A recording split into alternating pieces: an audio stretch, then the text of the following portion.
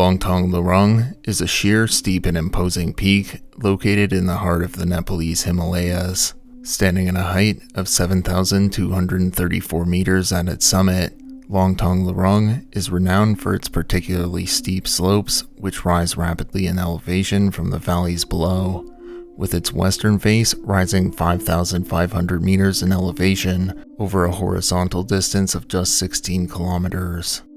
Additionally, as my longtime and most dedicated viewers are no doubt aware, Langtang Lirung is one of the most frequently recurring mountains I've detailed in incidents previously here on the channel as well. Within the mountaineering community, Langtang Lirung commands a fearsome reputation, as attempting to ascend the peak's steeply slanted slopes is a highly demanding and challenging endeavor to undertake, and therefore only appeals to highly experienced and skilled mountaineers. Of course, after reading through all your comments on my last video, back by popular demand, and coming in t-shirt form very soon, the unofficial Morbid Midnight Mountain difficulty scale, with Langtang Lirung landing somewhere between K2 and Janu, as due to its steeply graded slopes, the climbing conditions encountered on them are more technically demanding and difficult than the former, which is arguably the most difficult to ascend of the 14 8,000ers. Yet, an ascent of Langtang Lirung is not quite as technically demanding nor difficult to ascend to merit ranking it amongst the world's most challenging and dangerous peaks, such as the latter. Anyways, many of the factors contributing to the overall high difficulty of ascending the peak stem from the steep grade of its slopes, as the steepness not only demands that climbers possess high-level technical rock and ice climbing abilities to successfully navigate their way up, but also simultaneously threatens to cut the lives of summit hopefuls abruptly short at any given moment, as Langtang Lirung slopes are host to frequent rock slides and powerful cascading avalanches, the most infamous of which I covered in my video about the massive earthquake in Nepal in 2015. Which triggered an enormous avalanche on Langtang Lirung slopes that completely engulfed the small village of Langtang at the mountain's foot and most of its occupants at the time, resulting in the deaths of 243 people. On October 26, 2024, a duo of veteran Czech climbers consisting of a 34-year-old man named Ondřej Userka and a 49-year-old man named Marek Holicek would attempt to complete the first successful ascent of Langtang Lirung's fearsome and difficult eastern face. Astute viewers of my previous mountaineering videos may recall Marek Holicek from his previous appearance on the channel in my video detailing the particularly deadly 2013 climbing season in the Karakoram range, where, while ascending Gasherbrum 1, his climbing partner, a man named Zdenek Harupi, suffered a fatal 1,000-meter fall after the pair had called off their ascent attempt after reaching an elevation of 7,500 meters. Both Marek and Ondřej were highly skilled and very experienced climbers, and despite the difficult conditions they would face during their ascent up the eastern face, the pair would make solid progress as they methodically pushed their way towards the summit. After spending nearly 6 days making their way up the face on October 30th, 2024, Ondřej and Marek would successfully reach the summit in triumph, which would mark the first successful ascent of Langtang Lirung's eastern face. After reveling in their incredible accomplishment at the summit for a short while, the duo would begin their descent back to base camp. However, unbeknownst to either man at the time, only one of them would return from their monumental first ascent with their life still intact, and that the other would tragically lose their life in one of the most controversial, polarizing, and hotly debated incidents in recent mountaineering history. On the morning of October 31st, 2024, Marek and Ondřej would continue their descent back to base camp together as they methodically descended down the steep eastern face, pitch by pitch. That afternoon at around 4 p.m., Ondrej and Marek were continuing to rappel down Langtang Lirung when an Abalakov thread, otherwise known as a V-screw, anchoring Ondrej's rope snapped and sent him careening into a deep crevasse below. Marek would recount his account of the events that transpired that afternoon in a lengthy and highly descriptive Facebook post in both Czech and English, which read, quote, "Everything had been going smoothly. After summit day, when we straddled the sharp peak of Langtang, resembling a horse's back, Ondra and I looked over the silent splendor of the mountains. I realized that all the romance of the experience was condensed into these few exceptional seconds. 3 valleys below our feet, the horizon stretched eastward, with peaks like Makalu and Everest rising like pyramids, and on the other side, behind us, Annapurna and Dhaulagiri. This is the true center of the Central Himalayas." That day ended with a long descent down a steep ridge and a few passages through seracs. The time of gods and sunset, our bivy site was like a Savoy hotel of the mountaineering world with a private view. The next morning, I dedicated myself to breaking a path through deep, sugary snow, where twice beneath my feet appeared dark cracks, a terrifying reminder that the mass holding us was merely an illusion. Ondra left me the honor of being the trailbreaker. Well, a hesitant shooter has no place in the mountains. At one point, the seracs became tougher, and we had no choice but to rappel more than 100 meters down a narrowing col that was like a funnel. There was no way around it, and the strategy was clear. There was no way to plan for this, only faith that at the moment, falling rocks and chunks of ice will miss us. This is a time to abandon all thoughts of what could go wrong. As I always say, when there's only bad options and time is at your heels, try to control at least your own end till the last moment. So we rappelled simultaneously.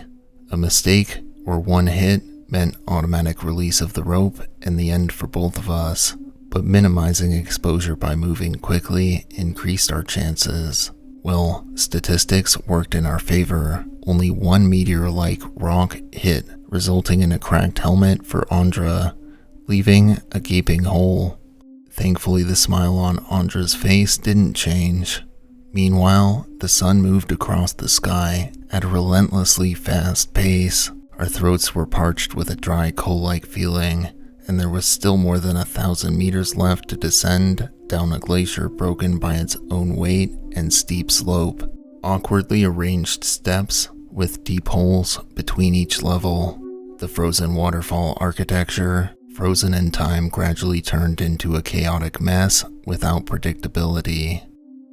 I went for another of the many rappels that day. I set up what are called Abalakov ice anchors. No complexity. Drill 2 intersecting holes at about 45 degrees into the ice with a screw, creating an ice wedge. Thread a sling through, and voila, the anchor is set, ready for another descent into the depths, as far as the rope allows. I slid down one of the day's many rappels. I landed on a snow bridge between 2 deep crevasses. I continued, pulling the slack through my rappel device at my waist. When Ondra reached me, we'd pull the rope out of our last anchor and continue trying to escape the wretched glacier. A completely standard process, without checking what was happening behind my back, because I couldn't control it anyway. Suddenly I heard a grunt and strange sounds that my nervous system instantly processed as wrong. Sounds that didn't belong there. My heart skipped a beat. I yelled despite my battered, frost-burned vocal cords from lack of water. No response. Again and again. My mind already knew what had happened, only my soul hoped otherwise. Unfortunately, the reality was clear. My rope disappeared into the depths of the glacier, where it shouldn't have gone. "Ondra!" I screamed, my voice raw. No answer. Long cosmic seconds stretched before me. though surely it was less than half a minute. Suddenly, a voice called from the hellish hole. "Help, damn it, help!" I didn't think. I crawled to the edge of the crevasse, set the last ice screw into the wall. "I'm coming for you, Andra. Hold on." Without considering the consequences that would later prove nearly fatal, I wanted to reach him as quickly as possible. He was alive. It would be okay. As I descended, the light diminished. When I landed at the bottom, everything was dark, but I still wasn't where the voice had come from. Ice shards began falling on my helmet from above, knocked loose by my rope, one giving my shoulder a sharp blow. Ignoring the pain, I continued. The icy tunnel narrowed into a dark chute, almost like a toboggan, robbing me of any visibility until I suddenly touched his hand. Contact. Andra screamed, "Pull me out, please." Minutes passed in futile attempts. I tried breathing heavily, pulling to no avail. The space was narrow, icy, and slippery. My mind couldn't even conceive how he was wedged there. Finally, my thoughts turned rational. One thing preventing me from pulling him out was his backpack. I pulled a knife from my chest pocket and carefully cut his backpack open, tossing out the contents behind me down the ice chute: sleeping bag, gloves, jacket, and so on. Then I felt a small hard object, which turned out to be a headlamp. Victory. I turned it on and put it on my head. At last, I could see. A small success. Then the horror set in. Andra was wedged, head down, with one arm trapped. Pulling his free arm was pointless. Finally, I could make purposeful movements to free him. In that tiny space, it took me around 2 hours to get him turned around. I know why it took that long. It was dusk when he fell, and now it was pitch dark, save for the narrow beam of light as we fought on together. Finally, I managed to pull Andra onto me. Both of us were breathing heavily, exhausted. "What hurts?" I asked. "Nothing." Drunk with relief, my guard dropped. "Then let's move. Let's climb out of this pit." His movements were oddly stiff. At first, I attributed it to the time he'd spent crushed, until I understood. A broken spine and swollen eyelids I didn't want to see spelled out the bad news. He couldn't feel his legs, and his arms were paralyzed. His answers and awareness were totally confused. His star was fading as he lay in my arms. It lasted hours. How I got out of that hellhole and across the wild glacier the next day doesn't matter. I'm here, and the one above who gave me this chance wanted me to be able to tell this story. In exchange, I'm burdened with the pain and images that I'll carry to my last breath. I'm so sorry for Andra. Such a wonderful guy, a skilled climber, a constant smile. Thoughts of self-blame haunt me. Why him and not me? The pain is mine to bear, and it's one I can only share forward. His post read. However, despite Marek's detailed account and absolute certainty that Andrej had already perished by the time he had emerged from the depths of the crevasse, allegedly, the pair's support team back at base camp were insistent that it was perhaps possible that Marek had been mistaken or had embellished his account of the tragic incident, and that Andrej could in fact still be clinging to life within the depths of the crevasse, which was seemingly further supported by Andrej's girlfriend and family members, who would make a plea on social media for any nearby climbers to assist in the efforts to attempt to rescue Andrej from within the crevasse, while also presenting an alternative account of events of what had occurred following Andrej's fall. Furthermore, the post would point to the previous miraculous rescue of Indian climber Anorak Malu, who was successfully rescued after being presumed dead after spending 3 days trapped in a crevasse on Annapurna. The social media post read, quote, "Help! 2 days ago, after first successful ascent of east face of Langtang Lirung, During the descent, Andrzej Huserka fell into the crevasse. His partner, Marek Holacek, was not able to recover him, and after shouting to him and hearing no response, he assessed that Andrzej is dead and descended alone to the base camp. Yesterday was a helicopter rescue flight, and nobody was willing to descend onto Glacier due to some objective dangers of the place. We have hope that Andrzej is still alive. We appeal to the agency 14 Summits Expedition, who is in charge of that expedition, to organize tomorrow the next flight. We appeal to all experienced alpinists who are currently in Nepal. Please help. If you are able to, go there with rescue team. The case of Anurag Malu, rescued by Adam Bielecki and Marasuz Hatala after being trapped in crevasse for 3 days, demonstrates us that there always should be hope. Hoping family, sisters, and brother with Andrzej's parents, girlfriend. Please help.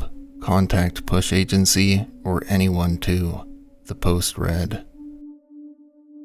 This post would garner a generally positive response and an outpouring of support from many members of the mountaineering community, and not long after it was posted, a pair of Ukrainian climbers who had just finished an ascent of nearby Amadoblam volunteered to help search for Andrzej. However, they were without their gear, as a helicopter had flown it back to the village of Lukla following their ascent.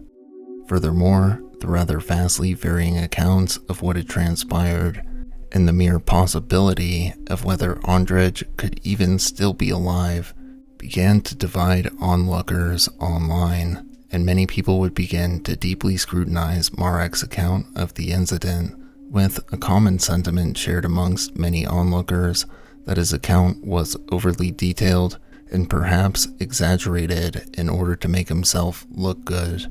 However, supporters of Marek's account would note that only he was there, and there was no reason to believe that he would lie about Andrzej's passing, and that an attempted rescue would only further risk the lives of those involved with attempting it, a sentiment that was echoed by Marek himself in another matter-of-fact update to his previous post on social media, which read, quote, "For those of you who don't want to read the whole story, I'm presenting only the facts as I saw them. You may disagree, but nobody besides me, Andra, and the universe was there at that moment. Hence, you either accept this or create your illusions." On the 6th day, October 31st at around 4 p.m., after starting on the wall, the following happened. I was rappelling down from a Balakov thread. You can look up what that means, or you can just go back in the video, I explained it earlier. Andra rappelled after me. What held fine for me proved fatal for him. A Balakov thread cracked, and he fell into an ice crevasse. First, he hit an angled surface after an 8-meter drop, then continued down a labyrinth into the depths of the glacier. I rappelled down to him and stayed with him for 4 hours until his light faded. There is nothing more to add. The only thing I'll say is that no rescue operation can revive what no longer breathes. Disinformation like, "let's save Andra," is nonsense. Anyone who participates in retrieving his body from such a wild place risks only one thing: increasing the number of grieving survivors, the post read. Despite the increasingly heated discourse brewing around the incident online, the following day on November 1st, 2024, a rescue effort to locate Andrzej within the depths of the crevasse was organized by the 14 Summits Expedition Agency, who would deploy a search team on the ground, as well as drones and helicopters in the air, to assist in the search efforts. After the team had located the likely location of Andrzej's fall, the members of the rescue team would descend into the dark and constantly crackling abyss of the deep crevasse. After a while, the team would re-emerge from the crevasse with Andrzej's lifeless body in tow, and were able to safely recover it from the mountainside without further incident, a relative rarity for deaths suffered within the Himalayas, and a small silver lining for Andrzej's grief-stricken family members. Following their discovery, Marek would also thank the members of the rescue team for recovering Andrzej's body, and the tension between the two parties would seemingly die down, as given the highly tragic and unfortunate circumstances, ultimately both parties had been validated in their opposing stances surrounding the aftermath of the fall, and they have seemingly put their differences aside, as both parties, as well as the wider mountaineering community, have now instead come together to mourn the loss of Andrzej and to celebrate his life, as well as his final climb, the incredible first ascent of Langtang Lirung's fearsome eastern face.